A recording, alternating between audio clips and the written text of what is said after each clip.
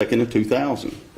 And, you know, I look at it, and it reminds me of today. Today I've got 25 years in law enforcement. I'm on my 10th year as sheriff.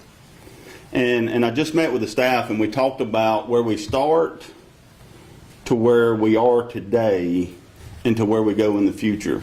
And I look, and I was excited on August the 2nd of 2000, because I was hired August the 2nd of 99, but I went from $7.59 an hour to $8.68, and I was excited. That was a lot of money.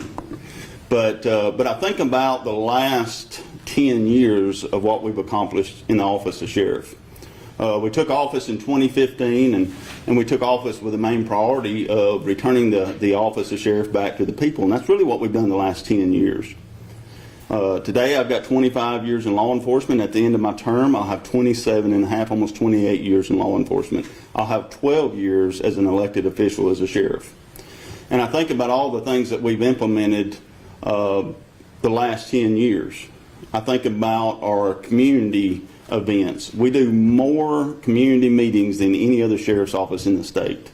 And I would challenge anybody to get the numbers. I think the last numbers I got, we've had 62 community meetings just this year. 62. We've implemented our own pay scale for the deputies. When we took office, one of the priorities was to get pay where it needed to be. We've worked with the commission. We have our own pay scale now that will give our deputies financial stability from this point on. And that's what we need in leadership. You know, we have more community organized meetings as far as things like Citizens Academy, ladies self-defense, firearm classes. We do church classes, church security classes.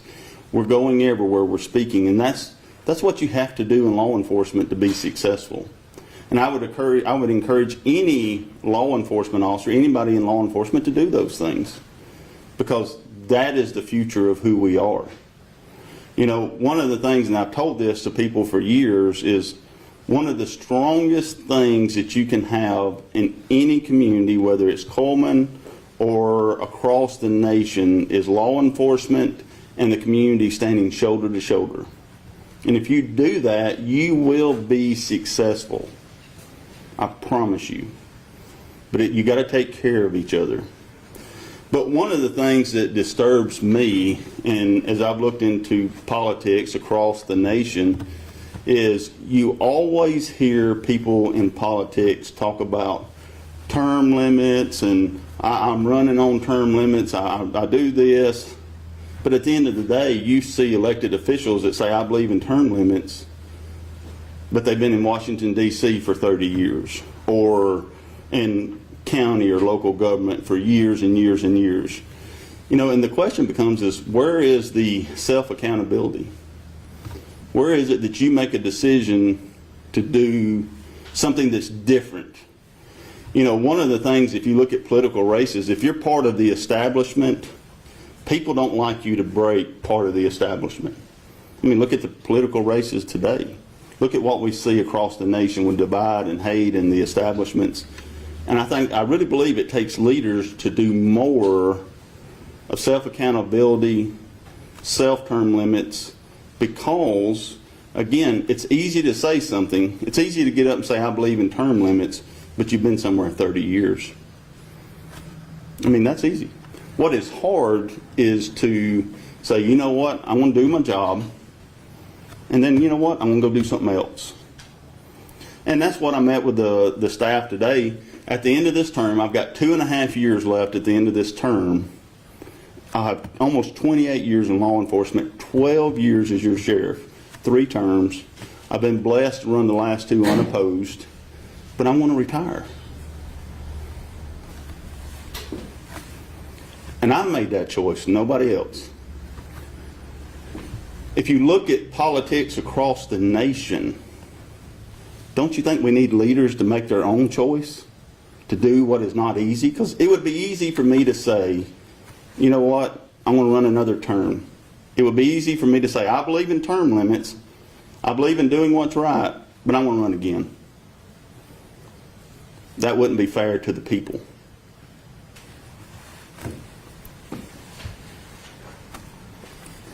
I had somebody ask me to question this. They said, Sheriff, one of the command staff said, why don't you run again? We believe you would get elected again. I mean, you've ran twice unopposed. Everywhere we go, people enjoy you. They talk to you. They love you. I mean, we got huge community support. But I'm reminded about a conversation that I had with my dad. So in 2014, when I was running, it was the first time that I really got to spend some time with my dad, because working all the time, I've been working narcotics almost 11 years by then. Had 15 years in law enforcement, and my dad and I are riding around, and if you know him, he always believes in something. So we're putting up signs, and he believed in putting them signs up because we were working hard. But he told me, he said, son, I'm going to help you get elected. He said, I'm going to help you get elected, but it's your job to stay elected. And I said, yes, sir. I said, I believe that. But he said, do me this favor. He said, the founding fathers, he said, when you become an elected official, then you're a politician. I mean, you're elected. He said the founding fathers created government for a purpose of leaders to go do their job and do something else. He said what we see across the nation is not what our founding fathers set forth for government. They didn't set it forth for us to go there and say something but stay there forever. He said, so you make your choice when the time is right. You make your own choice. And you do it on your own choice. And you show that you have honor and integrity and accountability. And you make the choice to leave office on your own terms. He said, go do your job and then do something else. He said, that is the way our government was founded.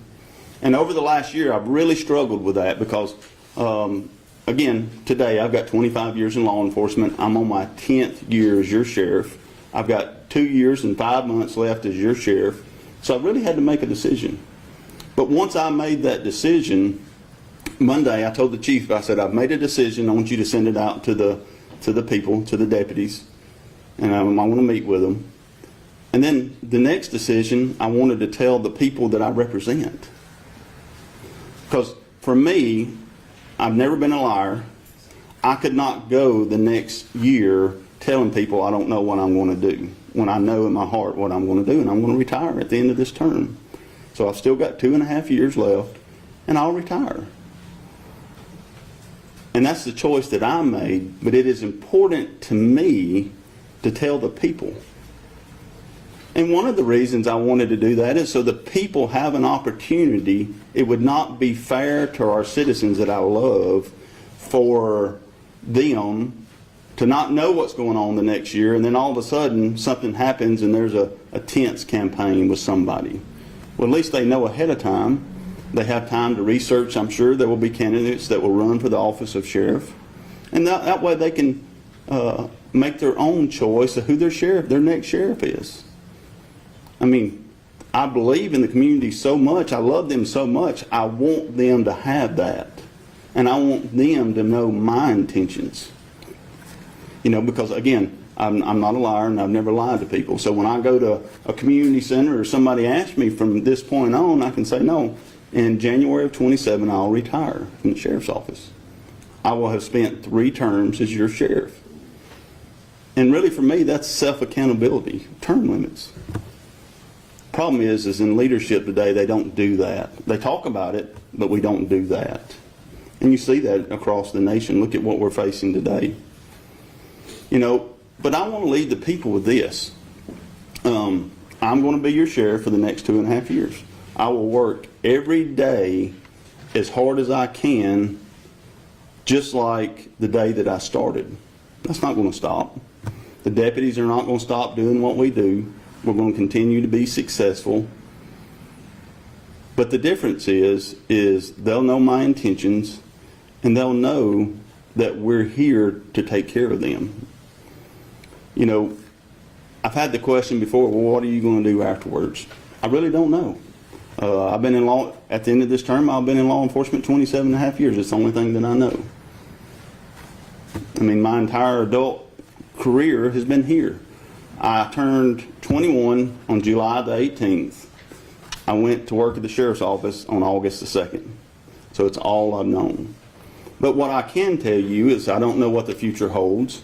but I will follow wherever God leads me. If He leads me down that path, that's what I'll do, because I believe in Him. And I also believe in our community.